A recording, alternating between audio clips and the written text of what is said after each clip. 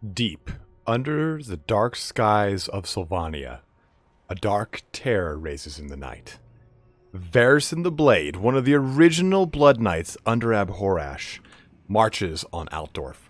Welcome here today, guys, to our new challenge campaign, The Legacy of Abhorash. In this challenge campaign, we will be playing as a Blood Dragon Vampire Lord that I will now rename to Varys the Blade, which was one of the original Blood Dragon vampires that was with Abhorash after his, self-perceived exile and also fleeing of Lamia after the Lamian age of vampire counts into the greater world. Him, along with Wallach Harkin, actually traveled the world together, more or less. And after Abhorash ascended into a full Blood Dragon by drinking the blood of a dragon, Varys the Blade was one of the other Blood Dragons that was kind of charged with going out in the world and finding a challenge worthy of ascending to this kind of full, almost like a godhood level of vampire counts. The only other vampire to do this is Zachariah the Ever-Living, to drink from a vampire, from a dragon, and essentially cure vampirism. So let's take a look at our map here. This obviously kicks off on turn 15. We have completely solidified Eastern and Western Sylvania, and the objective of this campaign is to take Altdorf. We could extend that to just kind of conquering the entire empire. We'll kind of see how this goes. I want this to take around 4 to 5 episodes long, and ranging from 45 minutes to an hour. Now, our challenge campaigns are kind of supposed to be small campaigns within a larger whole. Essentially here, I could use a lot of mods that allow me to take Abhorash or a number of other Blood Dragon characters, but I want these to be accessible to anyone who doesn't really feel the need to use mods. I do, of course, use certain mods. You can see the Immersive Battle Banners mod is being used. All Dry Rains overhaul mods for all the different skins of units is being used. The updated camera is being used, and I also have the UI settings that allow me to save the cameras. So nothing overly crazy, but Immersive Battle Banners is it's so huge. I took it off the other day and I was looking at the old style banners. I was like, God, they're so ugly by comparison. So we do also have Vlad von Karstein just sitting here at Castle Drakenhof. He's going to be sitting here the entire game, more or less. We might use him to put down little kind of nascent rebellions or any kind of errant invasions into our land, but for the most part he's just going to be kind of a governor. And for the most part too, we're going to spend all of our blood kisses on Blood Dragon Lords. We already have Varys the Blade. I recruited him as fast as I could and then tried to level him up with knocking out the remainder of Sylvania, but you can see he still only is level 2. He has some nice abilities here: Venser's Blade, our Book of Arcane, and Potion of Foolhardiness. He does have Weapon Master built into his kit, which is very nice, and he is, of course, a Blood Dragon. Now, one thing to note here, if I get to Strength of Steel, he'll be the only unit in the game with anti-infantry and anti-large, like actual icons on the left there, so it's kind of cool. So we'll try and get to that as quickly as possible. It's kind of a tricky thing to build out a Blood Dragon Vampire, because the entire Dune Rider line is so good. His entire line here is really good. His other yellow line, when it comes to spells, is huge. So I think what we'll do is we will probably go for Waking Dead, because we're going to have an army that's comprised mainly of Graveguard and Blood Knights. That's very Blood Dragon-esque. And then we're going to build into Raise Dead and Van Hel's Dance Macabre. Van Hel, we know, is one of the older necromancers in the story of things. Was actually taught by Vlad von Karstein himself into becoming an actual master of the dark arts, a necromancer, as it were. So we'll use this because it's a very good spell when it comes to the actual raw melee ability of the Blood Dragon Vampire. But for the most part, again, we will be building into either the Grave Sentinels or Doom Rider line, and probably the Doom Rider line. That's more my speed. Damage resistance is nice. Disciple of Abhorash. Physical resistance is 20 missile resistance, 10 physical. This does not have the beta in place that I am aware of. I started this before it actually went live, so unfortunately we don't have that access to that. Upkeep Graveyard, okay. And Heart Piercing, I love Heart Piercing. It's so awesome. And, okay. So we'll decide how we're going to build them once we get to rank 10, but right now, just gives you an idea of how we're going to build out this character here. So again, very minimal in his casting, very strong in his melee capabilities, and we'll go for one of these in the later portions of his progression. As far as unit restrictions, there's not going to be a whole ton. I personally don't use anything like Vargeists because they're assholes, Cryptors, or anything like that. So we will steer clear of them. We'll use Crypt Ghouls here and pretty much tier 1 troops, but our main focus is going to be on Graveguard and, of course, on Blood Knights. So we'll get in those as fast as possible. It is going to be kind of tricky here because if I'm saying that I only want to use Blood Dragon Vampires, I'm going to have to make an argument that I can recruit normal Vampire Lords. That can be okay. Or maybe even Master Necromancers. That might be a little bit more conceivable. I've gotten rid of Isabella von Karstein. She won't be in this campaign, and Vlad is just here to again hold Drakenhof. Now it's going to be interesting to just build out this entire army because it's going to be tricky to determine what is going to be Blood Knight okay and what isn't. The logo and everything kind of inspired by the Legacy of Kain series. If you ever played those, then you know what a good time is. I got to get access to... Okay, so Ancient Armories right away. Okay, so we'll put the Reliquary and everything then in the castle.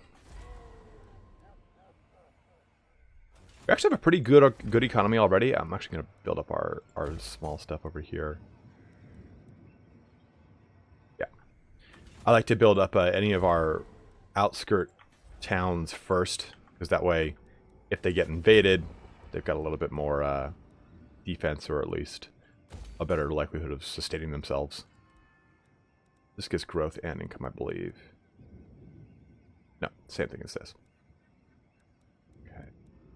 Do that because it gives us more of both. So you can see here,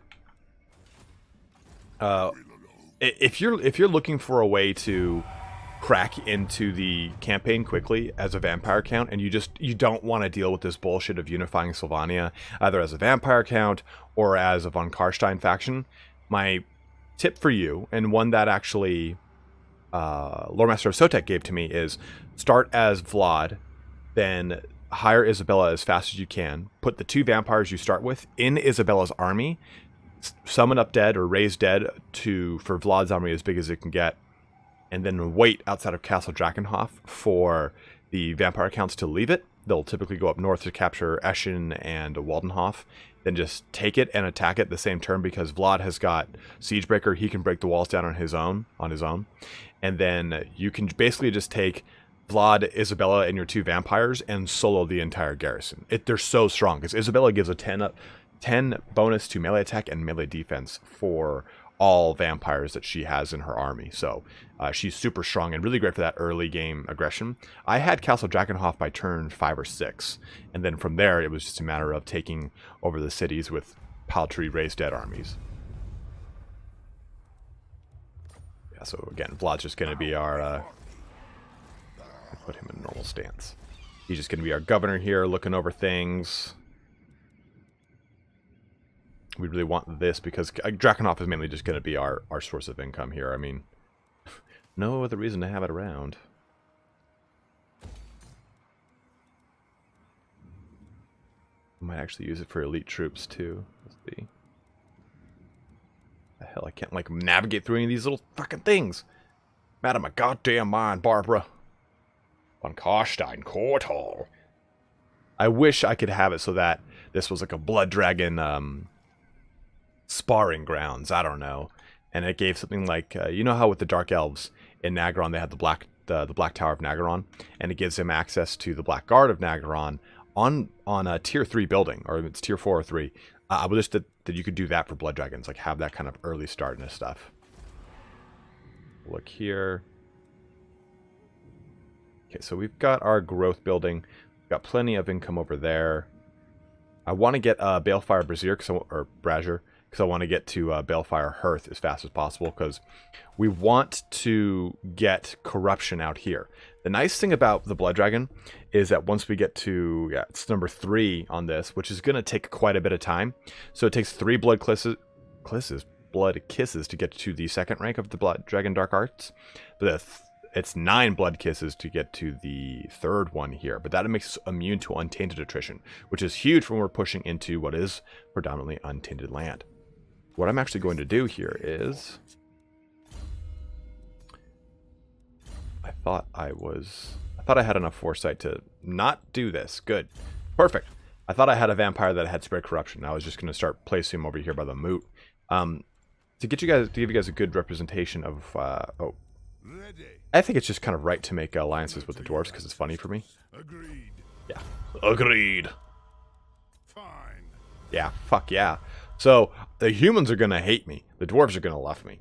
And because you spend a lot of time with the early aggression towards the vampire coast, you actually get a pretty good, or vampire counts, you get a pretty good bonus here. Just take a look at this. Pass war with Templehof is pretty minor, but military actions against Templehof and Vampire Coast gives us a combined, what, 64 right there? Or, I'm sorry, 66 right there.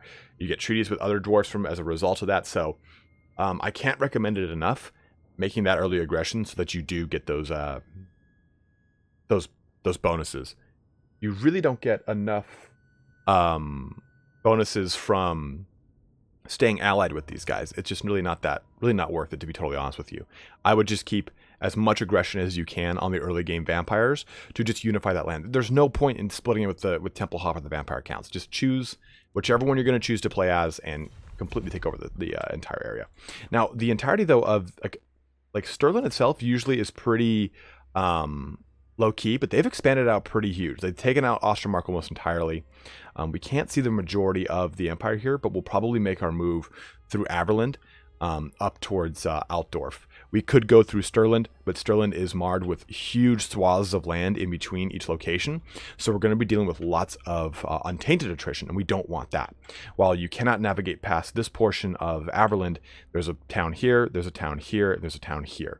So we can like leapfrog our way into Altdorf with minimal untainted corruption or attrition damage as possible. And we can also build up our power bases each step of the way. Please ignore the cat. Ninja just wants attention right now. And for those of you wondering, I am not a cat person. It's my roommate's cat. Let's see here. I'm just trying to debate what I want to build up over in this section.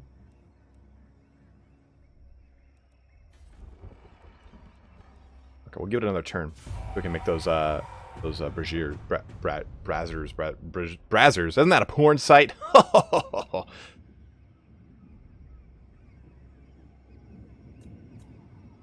I figured this would be a fun challenge campaign. I was going to do something with the Vampire Coast, but with the Vampire Bloodlines, this is something I've wanted to do for a long time. It'd be really cool to kind of get that Vampire Wharf kind of vibe going here, with getting access to the Blood Dragons, as you guys know, is my favorite, Vampire Bloodline. So I'm excited to kind of see how this progresses here. I think it'll be a lot of fun too, because the Blood Dragon Vampire Lord is actually super strong. He's gotten a minor buff in the beta patch right now, but overall he can just rip up entire homes here. I mean, he's a beast of the night. Well, quite literally too. Using him alongside Vlad was kind of interesting, because Vlad, is so developed from the start, and the Blood Dragon Vampire Lord takes a little time to really get on his feet. He needs his bloodline specific abilities that trigger at level 10 that you need to start investing into before he can really kind of come into his own. Before that, he's a little bit of a glass cannon to begin with, so you had to kind of be a little careful with him. Oh, yeah, and that's probably worth going into too. Summon the Borrow Lords. Nice, we got a White King. That is perfect. I really want White Kings. Get him up there. Get that training going on. Oh, because a White King is totally... That's Blood Dragon. That's Blood Dragon and a half right there. Okay, so the technology, we are blitzing to Dread Animator, because this will give us a lot of bonuses for our Graveguard and our Black Knights, from recruitment, from armor to upkeep, because this also gives us weapon strength, and we get recruitment rank as well for other things. These things will just pretty much benefit us as we make our way down that direction. This stuff down here is more for skeletons themselves or zombies, against skeletons and zombies. Well, nice. I'm not going that route. This is more for your beasts and such like that. And then after we do this, so in 25 turns, we'll switch over here to getting more melee attack, melee defense, and charge bonuses for our Blood Knights. We'll also get some nice bonuses here with some Vampire Corruption, and then some nice Vampire Corruption for our whole faction as a whole. And then we also have to get this one, which increases our income and our growth. So none of these are going to be really wasted technologies. I'm all for it. These things typically deal with Crypt Horrors, Crypt Ghouls, and all sorts of the carts we might have to get a little bit of access into. But I'm pretty happy with the way that the way the research works for the vampire accounts, because it's super simple, right? You're just going to choose one direction, and you can see exactly what this is going to include, exactly what this is going to include. I kind of get a little confused looking at, like, oh god, the Dwarfs one, for example, is so massive. Not that I have tattoos, but this would be a really cool tattoo if anyone was into it. Let's see. Okay. Let's build, actually, that Balefire. I just want to get that going. This will give us some nice, some increased logs. We've got quite a bit of income, too.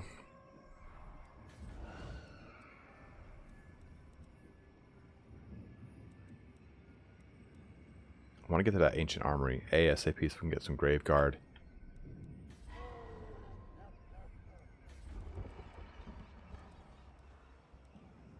Also, I've been watching the Castlevania anime on Netflix, and it is a fucking treat.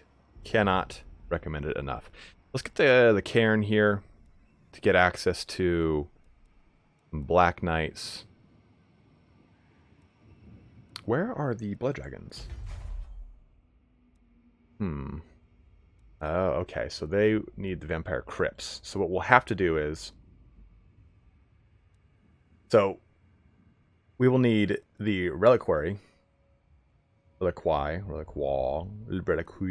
and then the Vampire Crypts to get access. That's going to be a lot to get those Blood Dragons. And that's why I wanted to go for the Graveguard bonuses first, because we can get access to them way quicker. But I'll do this just to get some Black Knights and another White King out and about. And over here, we will focus on the Crypt, the Reliquary, and Graveguard. Because Graveguard only a level 2 right there, so. Alright, we're at 3,100 unassigned skill points. Well, I would love to invest in those. Vlad, stop leveling up, you asshole. Vlad is disgustingly overpowered, if you guys don't know already. So, he gets Cloud of Horror, which stacks up with the 10% from here, so 20%. Covenant of Undeath, giving him a fat 230 bonus to his unit experience gain. In addition to that, his entire army can what's it called? I'm looking for the thing on here. Vanguard deployment. So I mean, you can get so strong with Lottie Dottie. Let's actually go with, let's just go down this line, the blue line for him. It probably makes the most sense.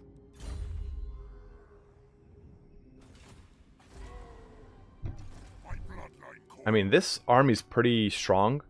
We can start trying to take Averheim. Let's see if they have any treaties or anything we got to worry about.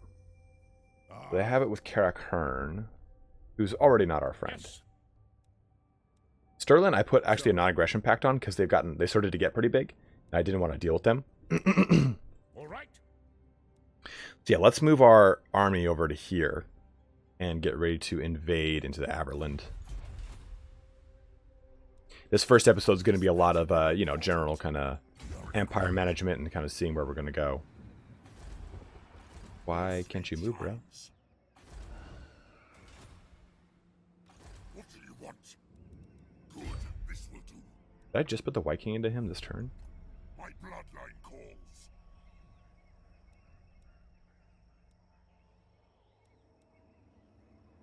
Magic.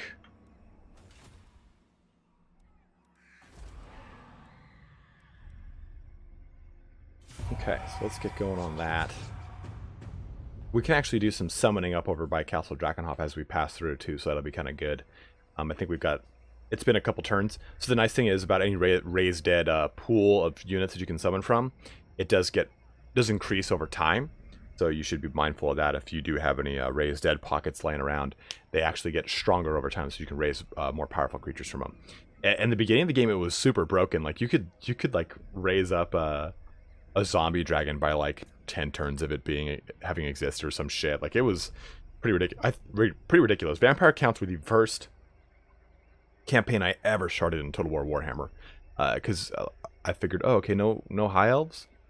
All right, well, I guess I'll just do vampire counts, because I played vampire counts outside of my playing of the high elves. Like, high elves were my first love, and I played them, and then I jumped into vampire counts with the 6th edition vampire counts rulebook because I loved the bloodlines. I thought the bloodlines were so cool, because that's like when Vampire Masquerade was out and really big, and there was an actual RPG about it, like an actual like a Diablo clone almost. I played, and they had like an updated game that came out too. That was in like the modern era. I've always been a huge vampire fan. Walking around a club just hissing at girls. Get tased a couple times for it.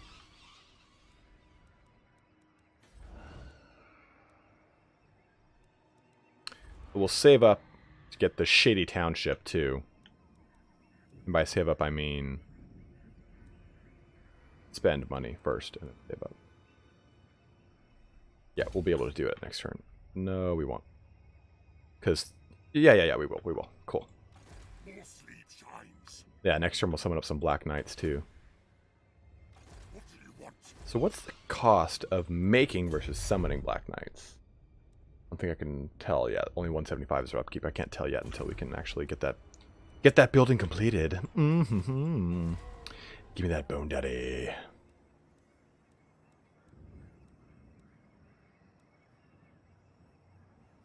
I love this ability. Reduces the raise kit dead cost. So awesome. Now, I don't know if that's in the province or in the settlement. So if I use Awakened Battlefield, those of you guys that know this, let me know. If I chose Awakened Battlefield, would that be only for this area here, or would it be for the entire province of Eastern Sylvania? Because that's pretty strong. I mean, I would just keep one in each location I have, or especially like on the frontier areas, like definitely like build one of those ASAP.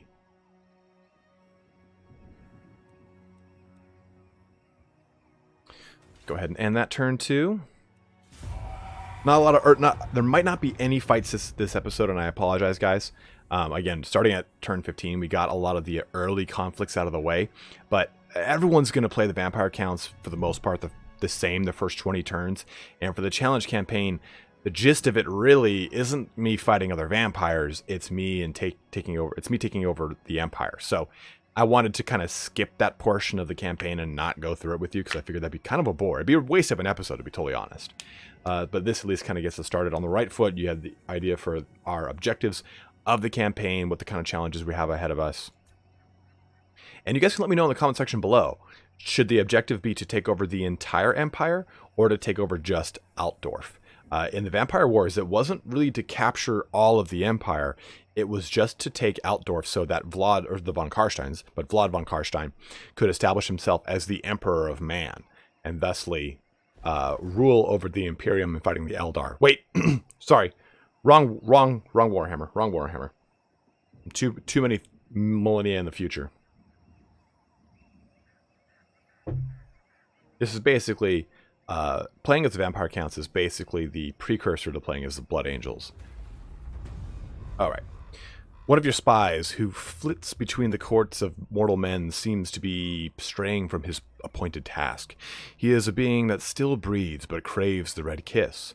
Perhaps a visit is in order to remind him who he serves. Give him a whiff of immortality. The carrot is favored over the stick. A visit in the dead at night under the guise of a bat swarm and a drop of unholy blood should remind him of his agenda. This gives hero action cost minus 20% for 2 turns. Fuck that. Snap his neck. The stick instead of the carrot. Such insolence from a mortal servant cannot be tolerated. Visit him in his chambers and make his last moment's agony. Hero action success chance plus 10%. Well, let's take a look at this from a Blood Dragon perspective. They're overly honorable, right? They're not about like attacking or killing anyone for sport. It's mainly to kind of gauge their martial ability. Now, at the same time, Blood Dragons don't really have a ton of like mortal servants, I guess you could say, that kind of do their bidding for them in a subterfuge kind of way like this. They're a little bit more, they're a little bit less cloak and dagger, a little bit more upfront and personal. So I think at the same time he'd just snap his neck. He wouldn't be having it.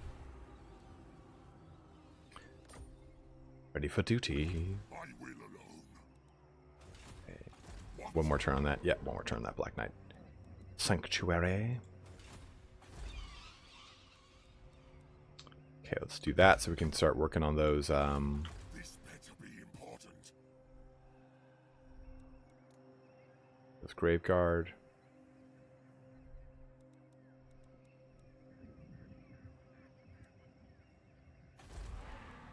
That's going to take 4 turns. We got plenty of time to More sleep kind of fuck around. Alright, one more turn, then we'll make a Black Knight. Remember, Blood Kisses, guys, you get them from assassinating characters, faction leaders killed in battle, factions vacillated, or other, which I don't know what that is. Yeah, I'm really not sure what that other is.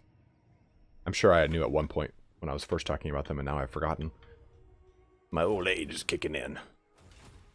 Alright, let's go ahead and end that turn again. Sorry for the quick turns here.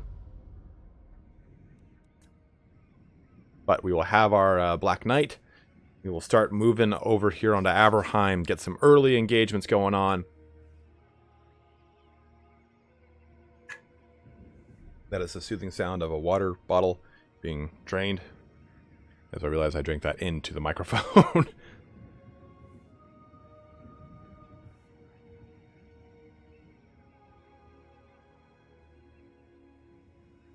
Because I've got 3 slots in this army.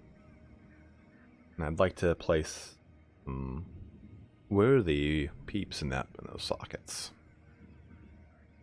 Oh, Avalon the Border Princes.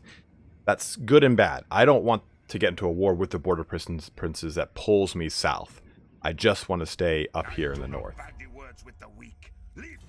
Oh! Carrick Hearn. Oh, no allies have joined you, Carrick Hearn. Yeah, Barrington Stoneheart just kind of comes in and out of my lands all willy-nilly. I'm fine with it. Again, dwarfs aren't our concern. If we end up fighting them, we'll fight them, but I'm not going to push over here to the east and get involved with Carrick Cadron or anything like that. Okay, so it costs 651 to summon them. It costs 700 to not summon them. Well, certainly know what I will be doing.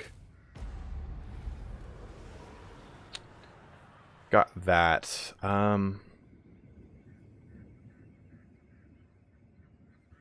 Let's see here.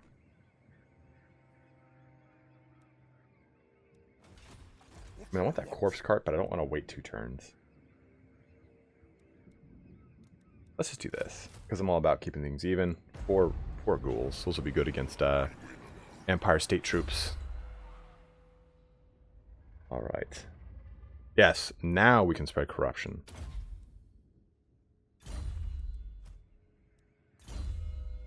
And this one I actually want to keep with my army. The shadow one I'll actually have kind of trounce around. Strumpet. We'll have her replenish. You, once we take this next area, can go... Okay. We'll move you to very edge of the land. Perfect. Grensat will be our... Oh, shit. Migdal von Bongelbarrack is... I've never seen Averlin pushed. Usually Averlin gets destroyed by the Black Venom. So it's interesting to see them dead. Alright, so let's take a look over here at Temple Hop real quick.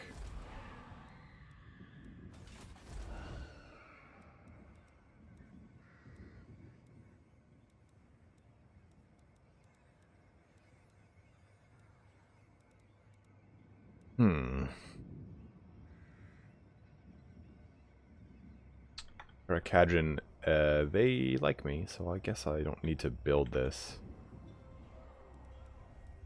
But in case Essen comes down, we'll build a corpse pile here.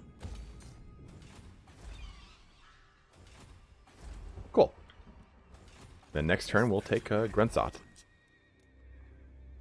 That's a paltry force, ready to be assimilated.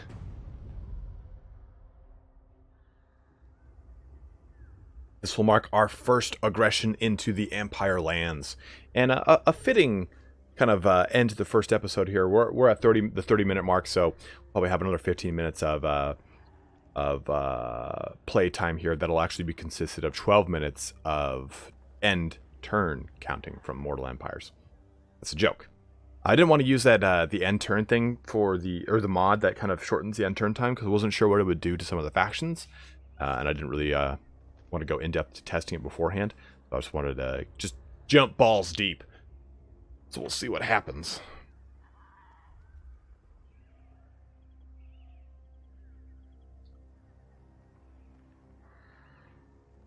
I should download the faction unlocker and play as Kislev. That'd be kind of fun. Play as Kislev and like take over the Empire, but also just be a bastion against chaos. I think that'd be really cool. I don't know why all my challenge campaigns have to do with the Empire. The other challenge campaign I have in mind is playing as Averlorn and taking over Ulthuan, like as like an evil queen using the Sword of Cain, not using diplomacy, and allying with Nagaroth. Risen champion. Good, Anakin. Yes, strong skeletons. Spooky, scary.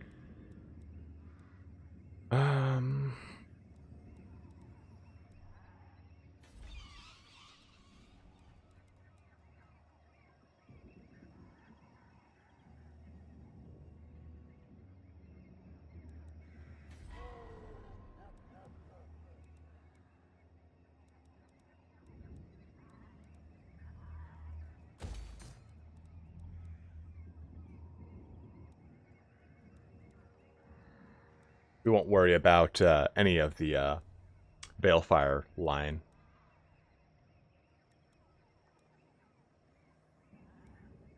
Yeah, really, we'll just worry about building this thing up.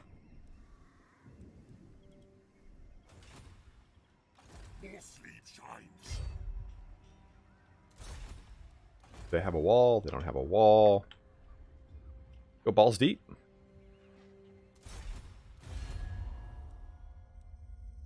Oh, yeah. What? What slowed me down? I had full move.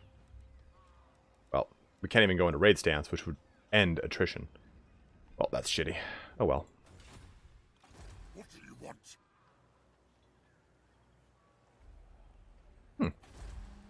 Now, I wish we had Vampire Rights, which I believe we can unlock through a mod.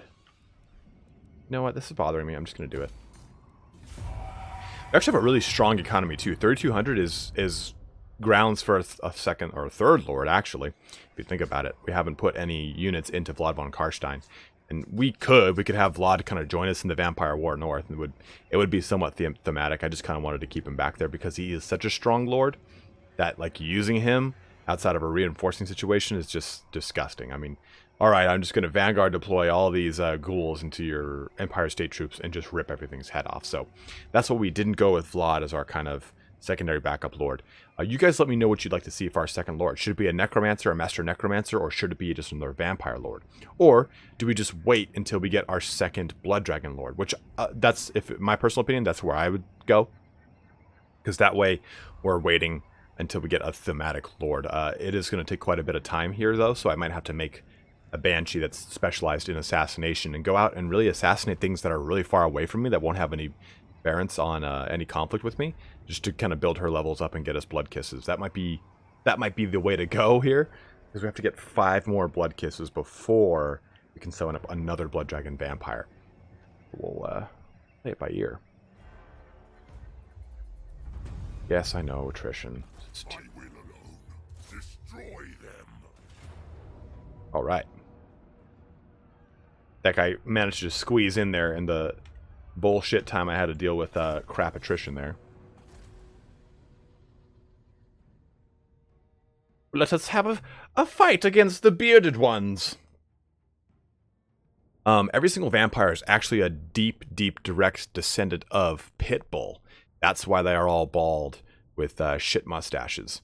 One of the very first war cries of the first Vampire War. Remember guys, there's 3 Vampire Wars. One with Vlad von Karstein, one with Conrad von Karstein, the last one with Manfred von Karstein.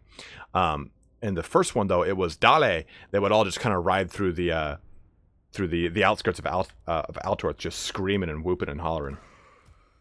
Okay, we'll do that. We'll do this. We'll do that. Do a little bit of this. A little bit of that. And we'll do this. And I gotta hold shift.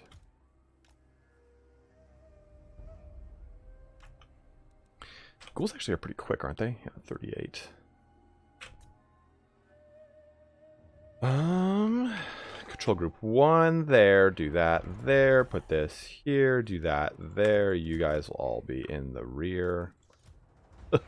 In the rear. Now I wish I had the mounts for all my characters, because I would put these guys all with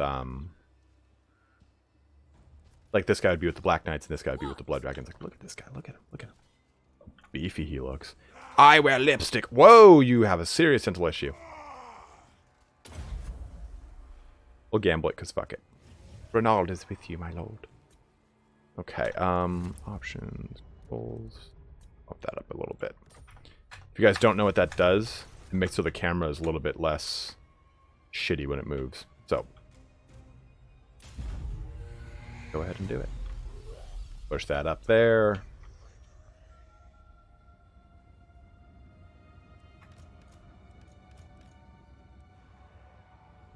These guys, though, will completely eat the face off of this captain. The Archlector will be a little bit more of a challenge, and it's a very fitting kind of first engagement here, right? We're fighting against this army, this Archlector army, in defense of a very kind of solo city. I love this kind of initial thematic opening to our little campaign.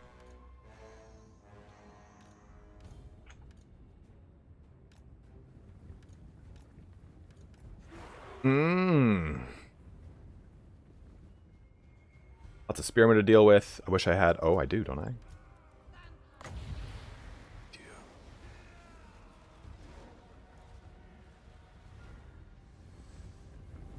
We can just send those zombies right in.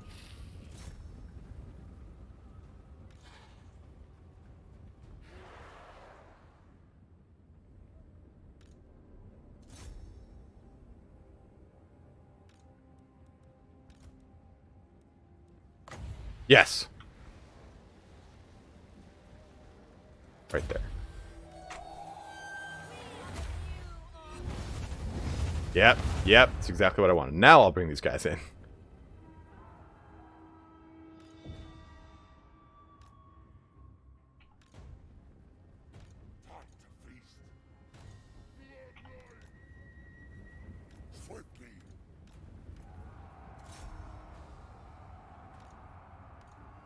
Okay, let's get some target here. Let's actually just go right in for that Empire Captain. Skeleton Warriors there. Here. Here. We'll bring you into these Spearmen. You right there. This whole portion like that. Those swordmen are gonna get shit on. I can go there. There.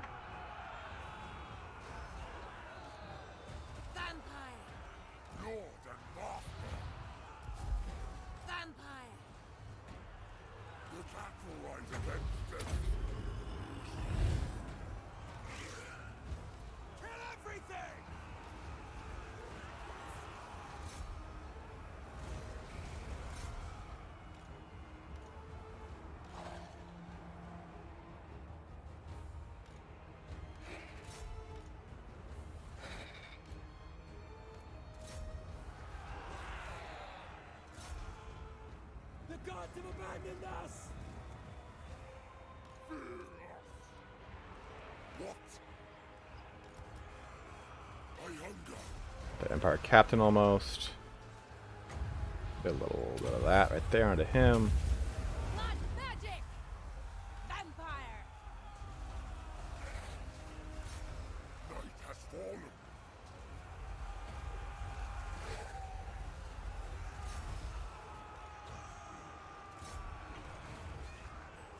Let's go for this guy.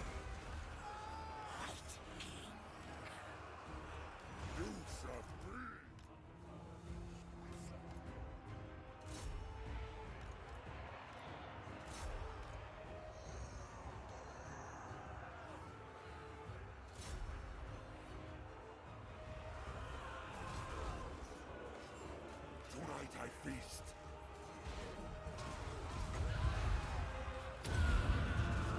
Okay. Curse of undeath! Full blight kicking in here, getting a nice little reduction in armor. Boost him up a little bit again. Ripping down that Archlector.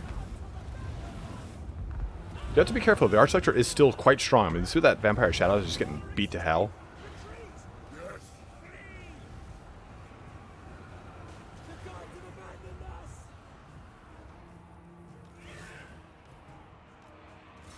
And there we go. Getting our first win. We have to chase down that Archlector. That must happen. Look at him just dueling the Hammers of Fury right there. Just getting jump attacked, just jump kicked by this by these vampires. If you guys don't know what Dry Rains does, do I have any zombies left? I don't. Oh, I do. It changes our zombies, so the zombies are not just simply stupid looking. They are from a various, like, usually this is kind of like the standard looking zombie, but you've got like zombies that look more like men at arms and stuff like that. Just a whole bunch of different looking zombies, and I really, really like that. You can take a look over here at the Black Knights, a little bit more detailed looking here, a little bit more fearsome. Same thing with the Blood Dragons. Blood Dragons have a nice like gold etching to all their armor, a little bit cooler. Same thing with skeletons as well. They look like they're actual skeletons of various Empire and Bretonnian and Norskin and Kislev factions. I like that a lot more. Let's take a look here at the ghouls themselves. Ghouls, for the most part, not a whole lot done to them. You really can't do much to ghouls. Ghouls are fucking ghouls, you know? Direwolves, too, are, again, still pretty standard edition for the most part. White King, I think, has a little bit of a change, though. Not much, of course. The vampires do have a bit of a reskin. Isabella especially does have a reskin. But for the most part, things are pretty standard edition for the vampire counts. It's just making the summoned units, or the truly undead units, a little bit more motley and assortment, rather than just like a generic skeleton warriors or spearmen that just are quite literally bone daddies marching across the field.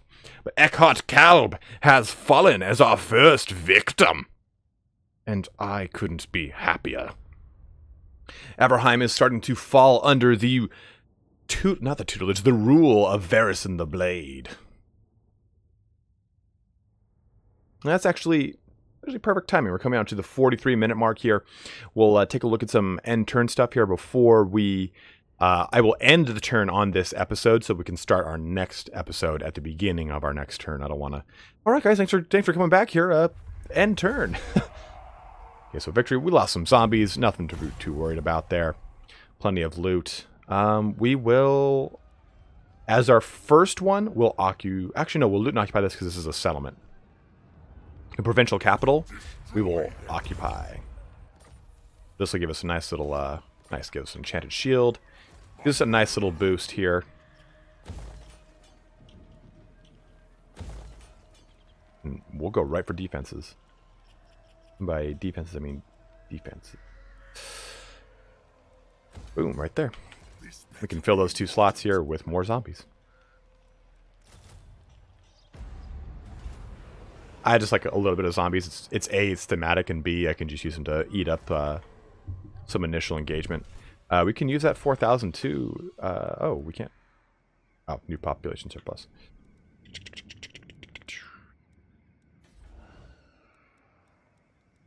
Let's just get some growth then. Give us access to a necromancer too. Varys himself has got a nice level. Look at you, Very. Let's get you... I'm not going to worry about Restless Dead because it's only a 10% movement buff.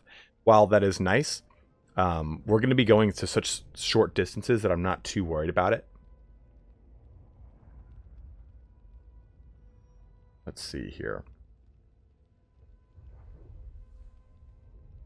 I think getting Raised Dead first makes the most sense. Waking Dead, we don't even have Graveguard, so we can hold off on that. Oh, fuck yeah. Get that skeletal steed. Although I want training. We'll go with training. So we have Grensot. We have our first Empire location. I love these. I think this is one of my favorite things about the game. These little kind of animated motifs.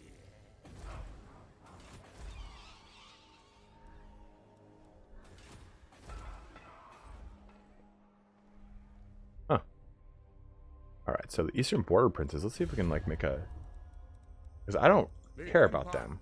The time for talk is over. Okay, won't you calm down, Helmet? What? Man, so Sterling's in war with Visenland, which is right here. That's pretty intense. I mean, but the Empire's got 7 settlements. They're strength rank 3. We're definitely facing an uphill battle with them, and I'm stoked on it. So, I mean, wow, oh shit. The Empire might be all the way over here. the Empire, the nation. Yeah, the Empire looks like it's taken over Bretonia. So this will be really fun, I think.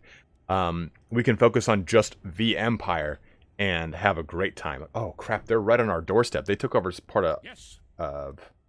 Visenland as well. Oh, yeah, Yes. because they're at war with Visenland. Oh, no, they're not. Huh. All right, we'll take over Averland Calls. and just own Averland, which will be good. That's pretty spicy. Things are going to be pretty interesting in our next episode here as we kind of determine what direction to really go. We're clearly friends with the Dwarfs, so that's interesting. Okay, well, let's go ahead and end our turn here. I'll do kind of concluding speeches now during this time, but thanks so much for watching here today, guys. Hopefully you are enjoying this challenge series. I know a lot of you guys really enjoyed our first one with, not Balthazar Gelt, the Archlector himself, the Supreme Patriarch, that I can't remember his name right now. It's just out of my goddamn head. But I hope to keep doing these kind of small mini challenge campaigns because I think it's really daunting for anyone to jump into, excuse me, like a episode 35 of a campaign if you don't have 1 through 34 down. It's really cool if you want to get like a really quick idea of how to play things, but I personally just don't have the patience to do it. I always am like, oh, but I want to go play something else. So I just can't lock myself in for 35 episodes or like 14 episodes or stuff like that. So this at least scratches that campaign itch at the same time, creating kind of like a short-term, very easily digestible goal. And you can jump in at turn 3 and still not be, or I'm sorry, episode 3 and still not be completely lost, I feel like. But let me know if there's any other challenge campaigns you guys have in mind that you'd like to see. I'm more than happy to do those. But as always, guys, thanks so much for watching here today. We got plenty of stuff planned throughout the week, but do let me know what you want to see, and I am always open to providing it. But have a good one, and take care.